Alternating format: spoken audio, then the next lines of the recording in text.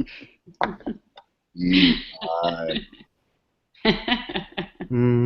Pie.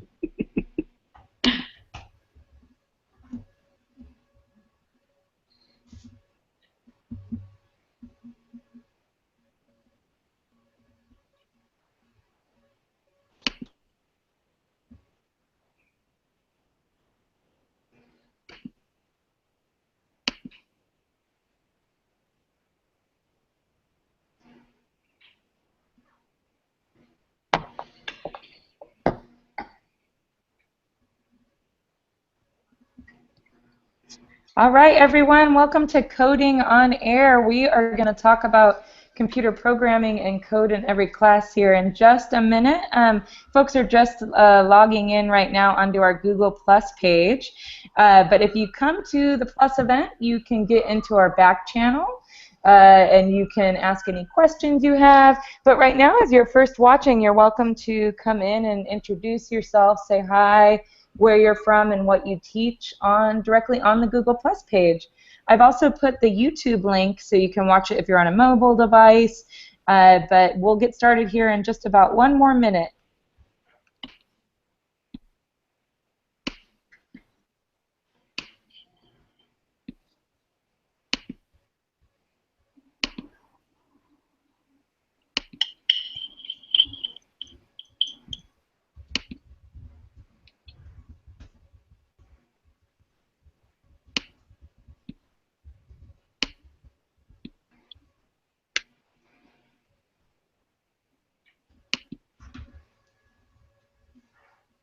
Okay, everyone, we're going to go ahead and get started. If you just joined us on the link, this is Coding on Air. We are joined by three awesome panelists today. We have Kevin Brookhouser. Hey, Kevin, at Brookhouser. What's up, Wendy? Thanks for joining us. We have Lori Guion. Hi, Lori. Hello.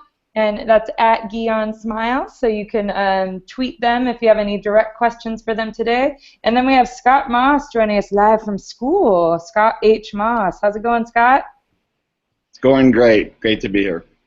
Awesome. Well, I'm going to hand it over to Kevin to introduce why we're here today. Hopefully you're all here to hang out, watch these guys share about how they're coding in their different environments. But also we hope it's a little interactive for you if you're watching it live.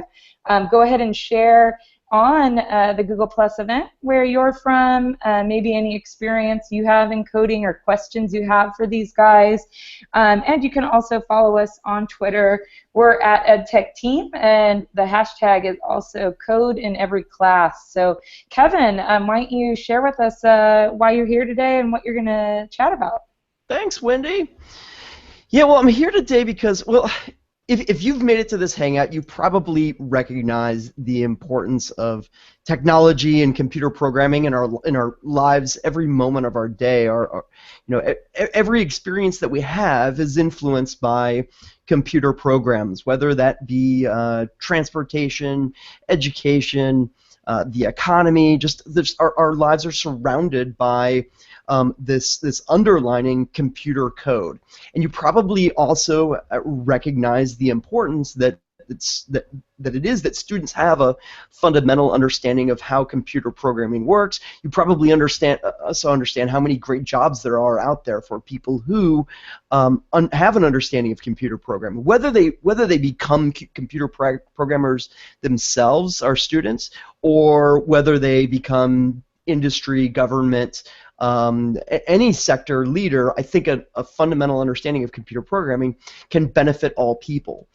But the problem is we still haven't made computer programming a core part of our educational system, or at least not systematically. And I've spent the past few years kind of frustrated by this. There's a certain number of academic disciplines that we've all agreed are so important that every student needs to get exposure to. So that could be, Shakespeare, algebra, history. All of those things are really important, but for some crazy reason, computer science hasn't risen to that level, even though it's been such an important part of our whole lifestyle. So, one of the ideas that myself and several other educators have had is, well, instead of trying to go in and change the education system ourselves. I think we as teachers can, on the ground level, support this initiative to get more computer programming in students' lives by simply taking one lesson in our curriculum that we already teach and apply some computer programming principles to them. And so I know in my English class I've had students create, choose your own adventure style stories using branching logic. In math class, I've worked with teachers who have built apps that employ the fractions that they want their kids to learn, but through building an app that can calculate a tip. I personally believe that every class could have one lesson that requires a little bit of computer programming. But here's one of the problems with this idea, or seemingly problem. A lot of teachers don't believe that they can add computer programming to their classroom because they're not computer programmers. But I know for a fact that this is not true, and that's because I'm not a computer programmer. I'm just a humanities teacher, but I've dabbled a little bit in computer programming, and I found ways to just kind of push in and introduce some basic concepts to my students, and then take the leash off them and let them run with it. And there are now so many possibilities for bringing computer programming into a lesson without having that coding background or a degree in computer science. And that's my big push, is just to show regular teachers like you and me that we can take just one of our lessons and apply a little computer programming into them. So that's why Scott and Lori are here. We threw out a challenge at EdTech Team to get people to submit lessons that any teacher could employ to bring in a little bit of computer science into their classroom, and both Lori and Scott submitted some really cool lessons, and I want to hand it over to them. And first I'll introduce Lori. Tell us a little bit about your background, and then we'd love to hear about your submission. Sure. I am a 6th grade ELA teacher. I work in a very small district in upstate New York, and I've been teaching ELA for about, this is my 9th year. In the past 3 years, we've been one-to-one with iPads in the classroom, and we started with the idea of the iPads being something that we just kind of use to supplement what we already do, but it's kind of transitioned into where we're trying to do different activities that normally you couldn't do in a classroom because we have a one-to-one iPads. This past year, I was able to get a Sphero robot, which I'll show you what one looks like. It's right here. I can hold that up. That is a Sphero robot. It just looks like a tennis ball, really, but it has a lot of weight to it, and it does some really cool things. And by bringing this little thing into the classroom, I was able to really engage my students in something fun. But it really also allowed them to take what we typically do in the classroom and bring it to a completely different level. And what I introduced to them is we always read The Lightning Thief in 6th grade. It's a very engaging book in and of itself because kids love Greek mythology.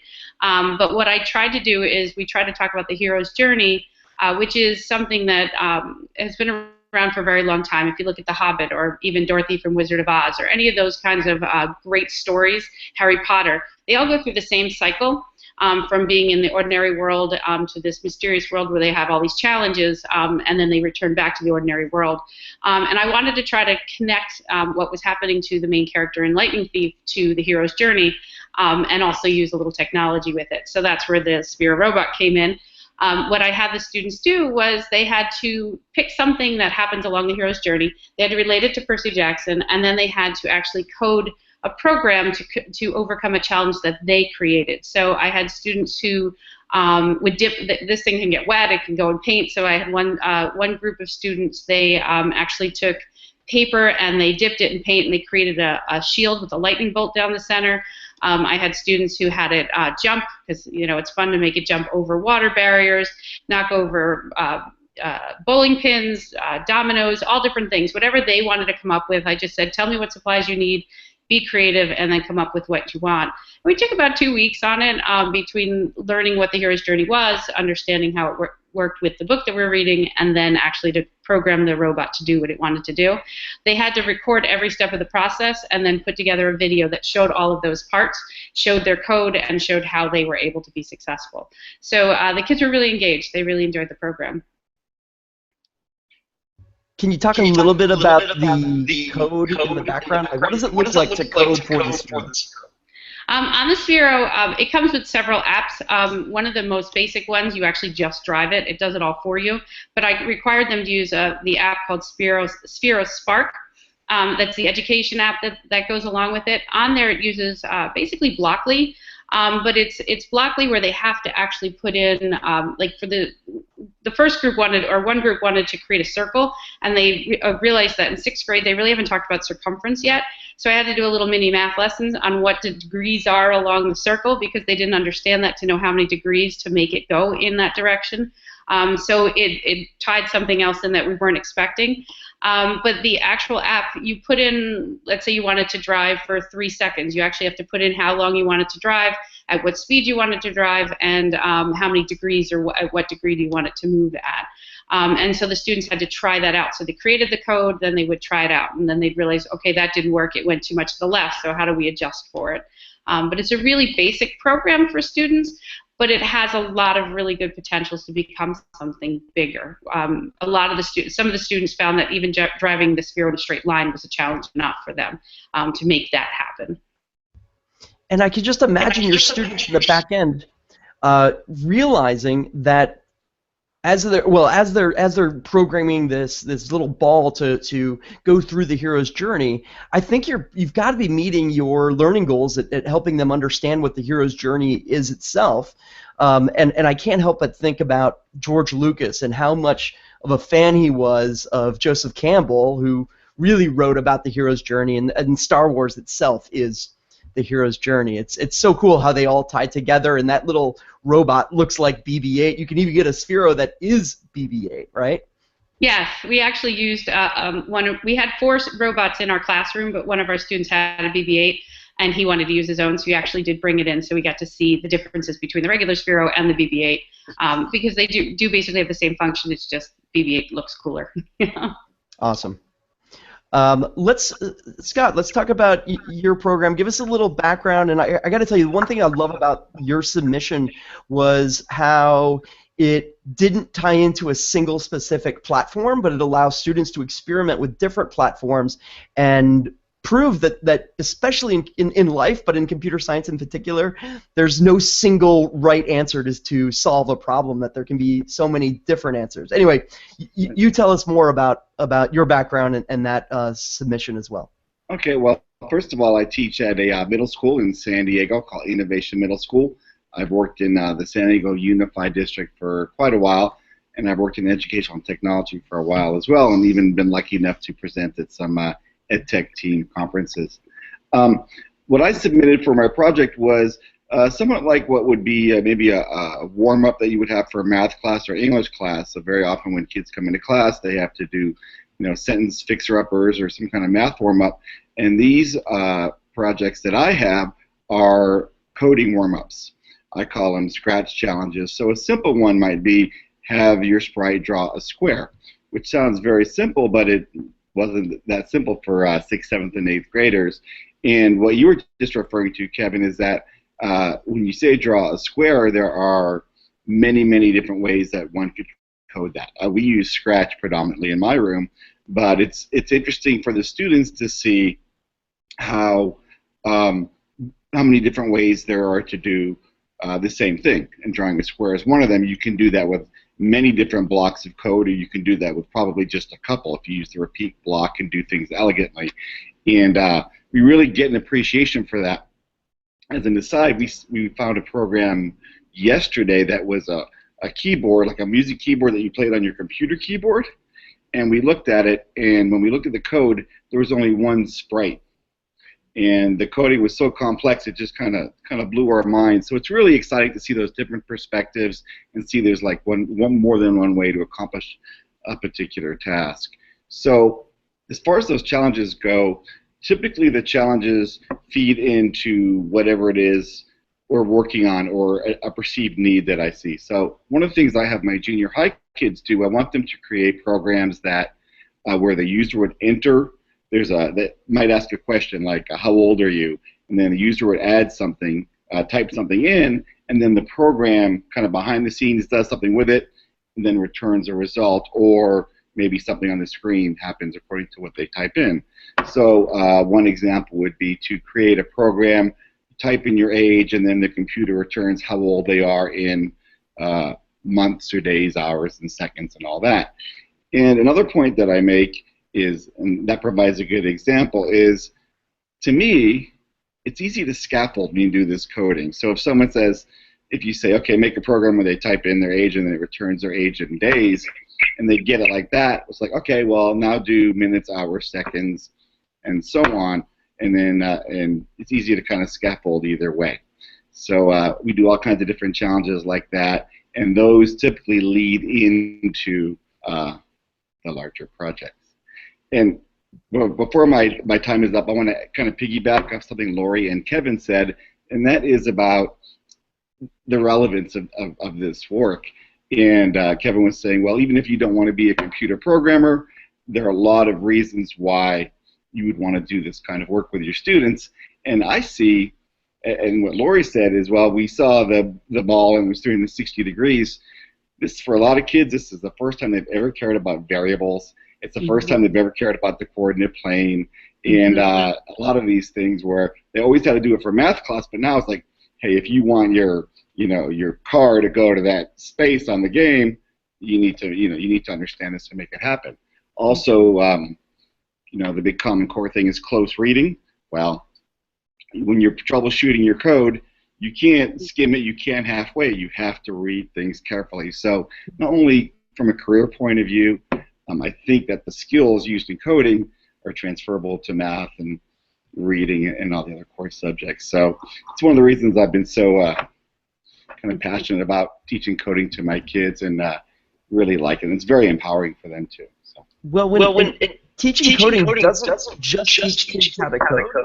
It teaches kids how to think, right? And the more you understand how coding works, the more you can make decisions, the better you can make decisions outside of computer programming, because you apply the same kind of logic that you use when learning how to computer program.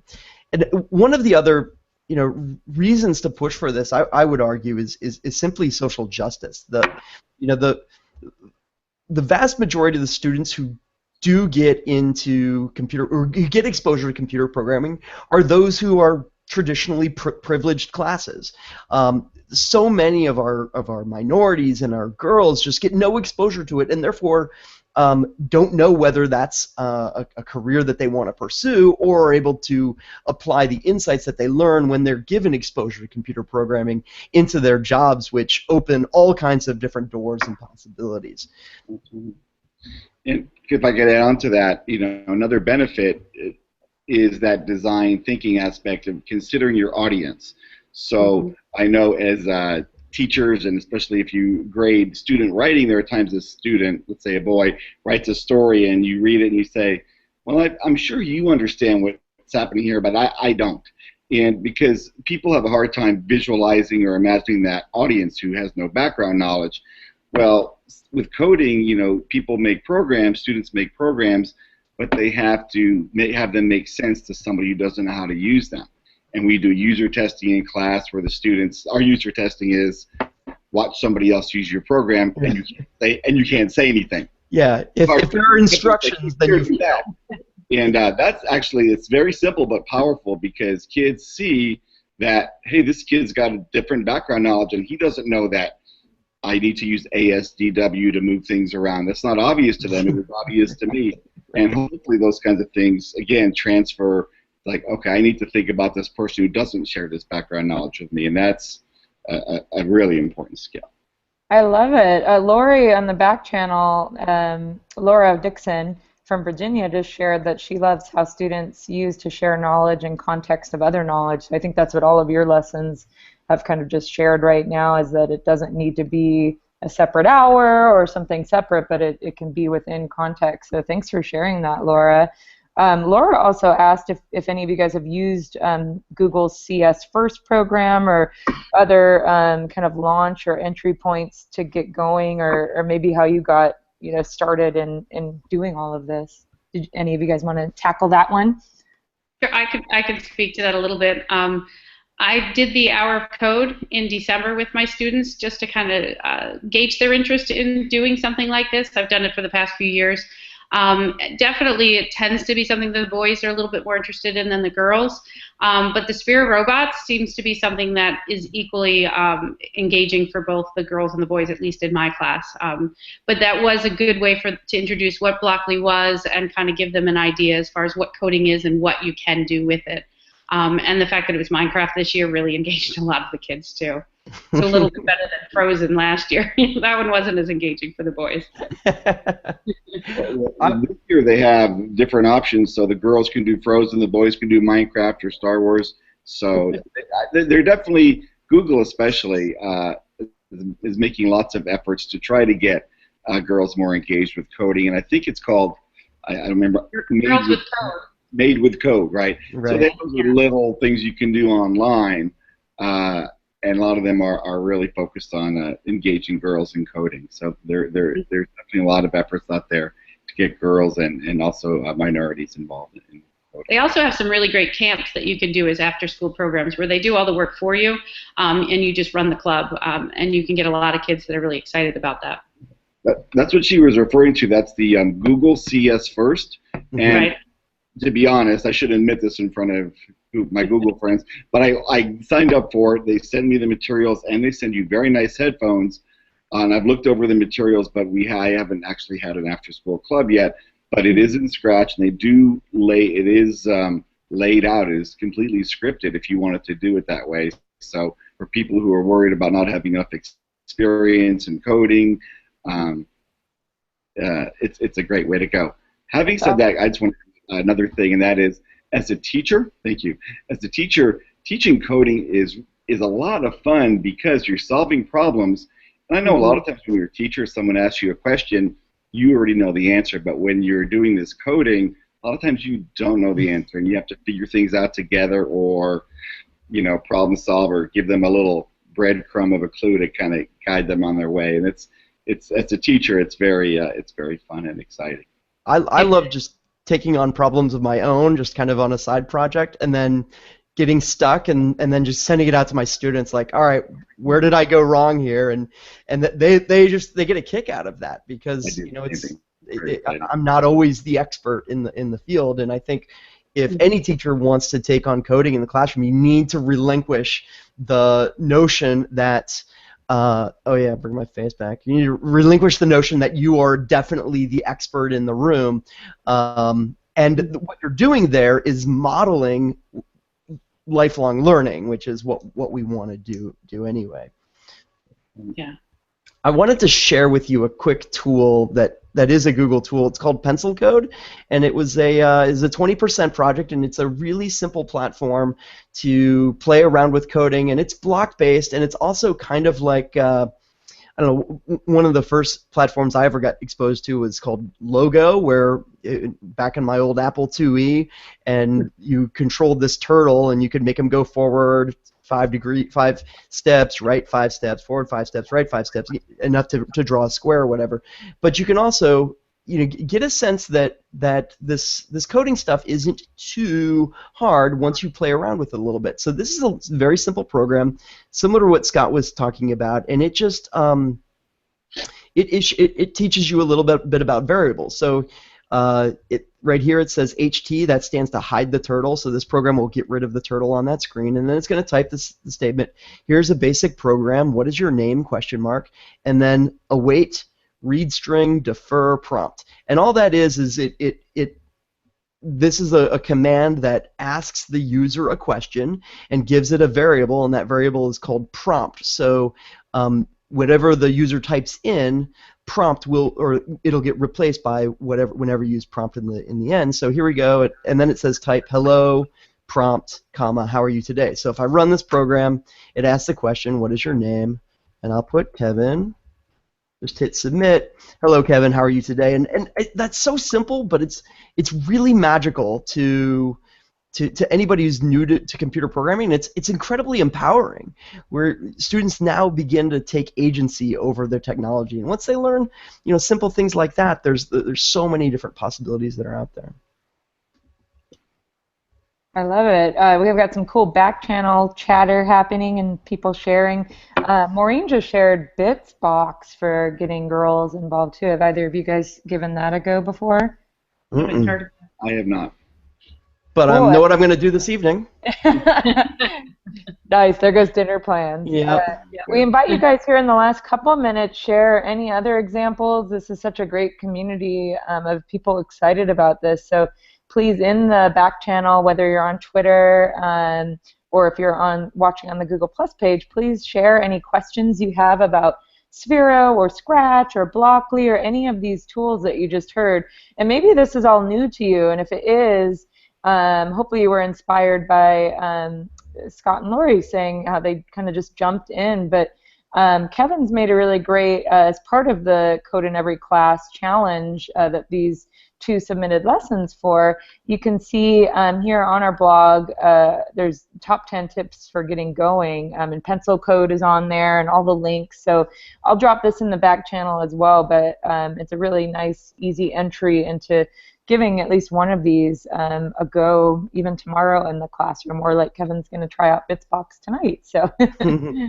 And one of the things that we're doing, giving to Lori and Scott for submitting their lessons, is giving away one of these things called a Raspberry Pi. And I'd known what a Raspberry Pi was for a while, but I didn't get fired up about Raspberry Pi until recently. I got to spend some time at Google with Wendy. And Carrie, who is one of the, when do you remember Carrie's last name? Carrie Ann Philbin, yeah. Carrie Ann Philbin. She was amazing. She told us about all the amazing things that you can do with a Raspberry Pi. First of all, it's a $35 computer that can run Linux, and you could just use it like a regular computer. You can plug a monitor into it and a keyboard, but you can. These little pins on it are called GPIO pins. They're general purpose input-output pins, but just know what you can do is attach motors and lights and sensors to these, and you can create these amazing products. And as some people may know, I've been a big proponent of applying 20% time in the classroom and allowing kids to make their own things for a real audience. Well, this is one of these secrets to allowing students to make real physical objects that apply computer programming to make something that's actually useful. So like my students are currently working on a clock. They developed this prototype. So our school has an A through G cycle, so it's either A, B, C, D, E, F, G day at our school, but no one remembers what day it is. And so they're programming the Pi to light up those letters based upon what day of the week it is. That's so awesome, and I have on here on our screen the raspberrypi.org. They actually have an upcoming Picademy happening in the U.S. in this summer, so go check out there just to even get started. But there's lots of really great resources to get going with that, and it's so cheap, like Kevin mentioned, for sure. Scott and Lori, did you get yours yet? Have you played around with it at all? Any tips or tricks? I received it. I haven't had a chance to play with it yet. I'm very excited to. My son told me all about it, though. He's 12, and he watched YouTube videos on it, so he's ready to give it a go. Awesome. Yeah, you can build robots. You can do anything with this thing. Anyway, really cool stuff. So if you have an idea for a lesson, I just want to encourage you to go to submit.codeineveryclass.org, and there's a form there, and we're getting some really great lessons, and we're working on a platform so that we can share out those lessons so that other teachers can make use of them. Awesome. Cool, guys. I'll put this, again, submit.codeineveryclass.org. All of our resources, we've tried to drop in the links for you during this chat today, so come back to the Google Plus page, hashtag #CodeInEveryClass, and then we also have a link as well, but we started to at least collect the lessons that are being submitted, like Lori's, and it is pretty, I think what I like about this challenge, Kevin, is that it's pretty, simple to just think of what you could do with a regular lesson, like the Hero Challenge, something you're already currently doing. So hopefully it was easy for me to read, at least, like, looking at Lori and Scott's lessons, but step by step how you could get going with some of this stuff. So check out the collection too. There's some other really great ones. Cheryl Burgemeister submitted one. Steve Katz submitted a cool one as well. So lots of cool submissions happening, and you can still get yours in and get yourself a Raspberry Pi as well. Great, guys! I can't believe we only scheduled this for a half hour. I feel like we could definitely, I feel like we could definitely learn a little bit more. But hopefully, you add these awesome educators to your network. I'll show on my screen one more time if you want. It's Scott H. Moss on Twitter, Lori Guion Smile, and Brookhouser, and hashtag code in every class, and find all of our resources there. Reach out to these guys. Maybe you have maybe you get a Sphero and still have questions, ask Lori. Hopefully, and hopefully people in the back channel too, like Maureen just shared, using Makey tomorrow with Scratch for an existing electricity unit. So hopefully you go back and look at your curriculum and think what's possible by being inspired by these guys and checking out all of the really great resources out there. Thanks so much, Kevin. Thanks, Lori. Thanks, Scott. Really appreciate you guys making the time tonight. Thanks so much. Take care, guys. Bye. Bye. Bye-bye.